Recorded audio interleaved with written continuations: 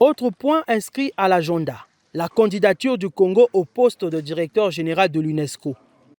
Un enjeu stratégique que le Premier ministre est venu défendre auprès des autorités ivoiriennes. Nous avons présenté le candidat Firmin Edouard Matoko, qui, au moment où l'UNESCO traverse aussi une période de turbulence, semble être le meilleur cavalier, qui ne devrait pas laisser l'UNESCO au milieu du gué, qui devrait conduire les destinées de l'UNESCO à la faveur de l'élection qui aura lieu dès octobre à la direction générale de l'UNESCO.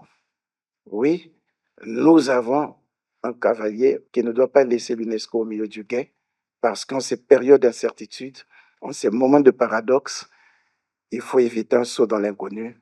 Il faut que ce soit un cadre maison, quelqu'un qui connaît les rouages de l'UNESCO, quelqu'un qui connaît les défis auxquels est confronté le continent, qui connaît les différents objectifs du développement durable. Il faut que ce soit quelqu'un de la maison qui conduise cette barque à ce moment difficile.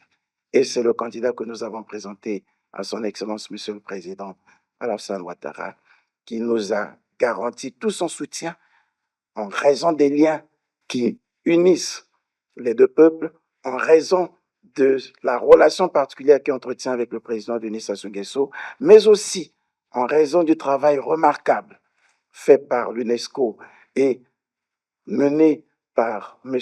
Edouard Matoko. Souvenons-nous de son activisme, de son engagement lorsqu'il a été question ici de célébrer le prix Houphouët-Boigny. Et le président nous l'a rappelé. En raison de tout cela, le président nous a garanti son soutien et nous partons d'ici satisfaits. Comme pour nos États, il ne faut pas changer le cheval au milieu du quai. Pour l'UNESCO aussi, il faudrait un cavalier qui ne laissera pas l'institution au milieu du quai.